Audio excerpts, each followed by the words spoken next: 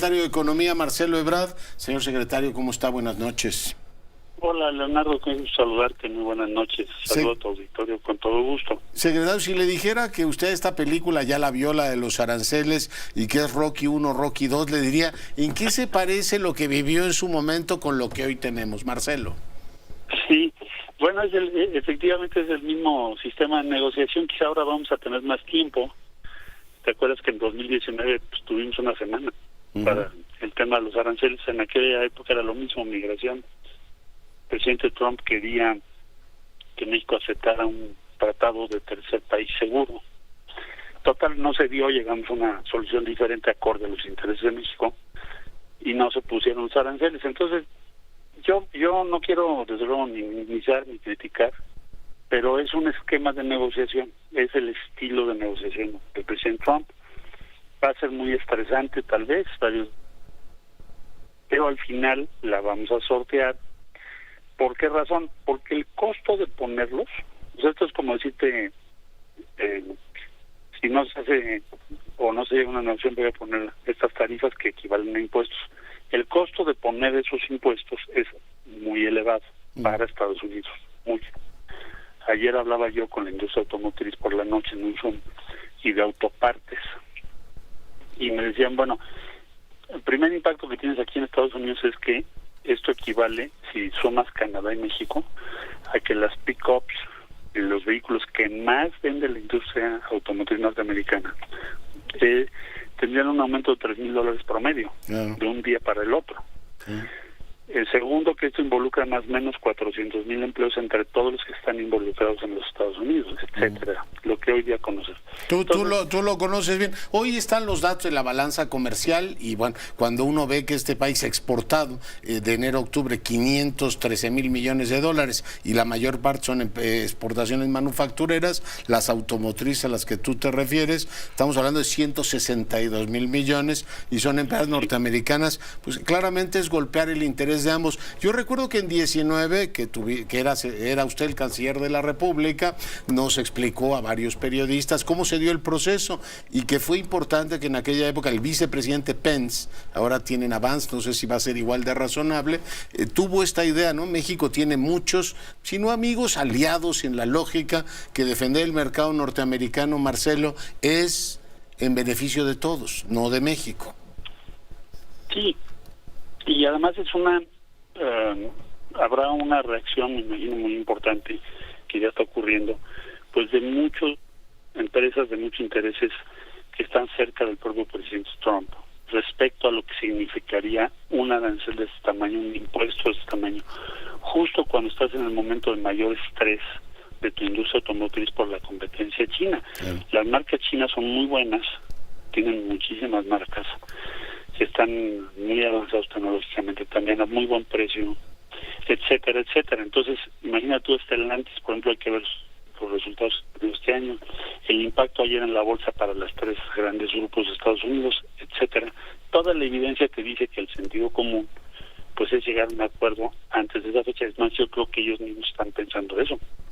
Pero tenemos gente cercana en Estados Unidos. Tú conoces a una buena parte de los que están por allá. Este que nombró ahora representante comercial estuvo en la negociación del TEMEC. Además hay que recordar que el TEMEC es un hijo político, se entiende, de Donald Trump. Tampoco puede renegar de él así como así.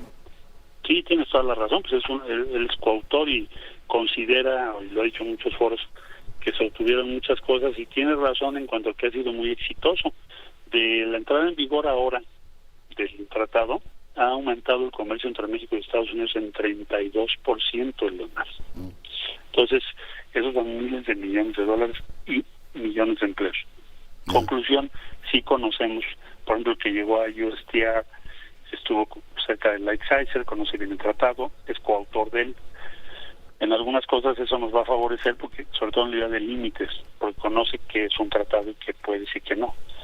En otros sentidos puede ser que va a ser más duro la negociación porque sabe dónde poner pues los énfasis y las propuestas que a ellos les convienen, ¿no? De ahí pues también nosotros estamos listos para la defensa. Entonces yo creo que ese nombramiento pues ya los conocemos, y hay en muchas áreas diferentes tipos de cuadros de alto nivel con los que hemos trabajado pues en los últimos 6 años, 7 años. Oye, en la imagen esta del Rocky 1, Rocky 2, ya hay ciertos movimientos que los conocen, ¿no? Esto de liderazgo transaccional. Hoy habló ya con la presidenta Trump y parece que la lógica esta de combinar el tema migratorio con lo comercial ha bajado un poquito de tono. Secretario. Sí, él piensa y quisiera lograr que le ayudemos en términos de lograr sus metas en cuanto a migración. Recordar que este año la migración hacia los Estados Unidos, medida por encuentros en la frontera sur, se redujo 72%. Entonces, no estamos en una situación de que no haya control o que haya flujos interminables, no hay tal cosa. Entonces, bueno, eso es un punto. El otro punto es fentanilo, más que seguridad, fentanilo en sí, que pues también es México es el país que más les ayuda a las más. Somos el país que más detiene, más hace por tratar de impedir que llegue el fentanilo. Tan complejo es el tema que Estados Unidos prohibió en 2014 el fentanilo en su territorio y lejos de reducirse, se ha cuatriplicado el consumo. Sí, y no han muere podido un montón de gente. Desde 2014 para acá que se prohibió, porque antes lo habían permitido, ¿te acuerdas? No, claro, y los precursores son, digamos, los usan muchas industrias y finalmente son pastillas, ¿no? Échale un galgo a las pastillas a ver quién las detecta, ¿no? De primero lo permitió FDA con una fórmula llamada Oxycontin. Oxycontin. Vendían en cada esquina, en todas las farmacias. Después se dan cuenta que es muy adictivo, entonces lo prohíben en el 14. Del 14 al 24 se multiplica por más de 4 el consumo. Es la medida más ineficaz de la historia, haberlo prohibido. Y el caso es que hoy por hoy lo que necesitamos hacer, pues nosotros lo propio, en nuestro territorio, para que nos interesa que esto no crezca en México, que no se produzca aquí, que no crezca, en fin. Y ellos en el suyo. Que su tarea es la distribución en Estados Unidos, que no la han podido controlar. Con la experiencia que tiene el secretario, la llamada de hoy genera mucha distensión, es decir, permite ver el mundo muy diferente a como lo veíamos ayer, secretario. Pues me permite verlo muchísimo mejor, Leonardo, porque quiere decir que la idea es negociar, y entonces ya entramos a otro terreno, ¿no? Independientemente del Twitter. Sí, era una, digamos, invitación a negociar un poco agresiva, ¿no? Al estilo de Trump. Al estilo, sí. Ya, oye, al estilo que lo ha caracterizado. En los otros temas más de fondo, han argumentado ya desde hace algún tiempo que en México están subrepresentadas las inversiones chinas. ¿Es cierto esto, secretario? Bueno, tienen el mismo problema ellos. En todo caso, hay toda una discusión en Estados Unidos sobre las cifras. Yo te diría que si nosotros tenemos un problema en las cifras, ellos también. Y lo reconocen. ¿Por qué? Porque es muy difícil ubicar con precisión el origen de las inversiones. Te voy a poner un ejemplo. Hay una mina en Sonora que es una concesión a una empresa inglesa. Ellos son los que detectan litio allá en Sonora. Y esa empresa inglesa decide venderle a una minera que finalmente a su vez se lo vende a una minera china. Entonces, para nosotros registramos las inversiones de acuerdo a su origen como son declaradas. No nos ponemos a investigar, que es imposible, interminable el andar investigando cada una de las inversiones. En este caso, cuando nos dimos cuenta de que otra empresa había comprado esa concesión, pues fue porque así nos lo hizo saber la propia empresa, que había cambiado fiscalmente en México, pero ya había ocurrido la transacción en la Bolsa de Londres.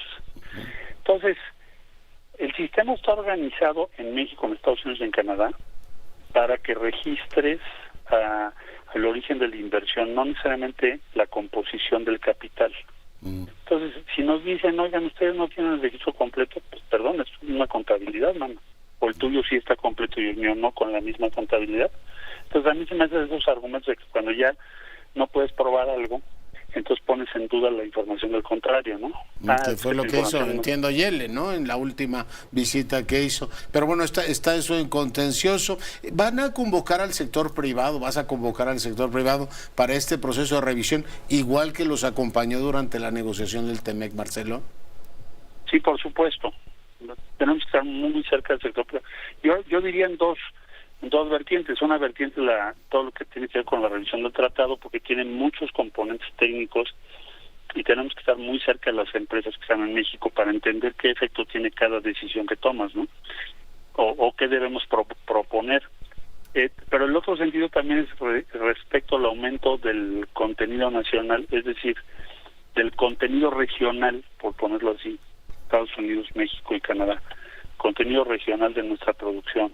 En pocas palabras, reducir la dependencia hacia el exterior, no solo en el caso de China, sino estoy hablando de las exportaciones de acero de Vietnam, por ejemplo, que sí tenemos tratado con ellos, Sí, el TPP aumento, Plus, ¿no? ¿Cómo se llama?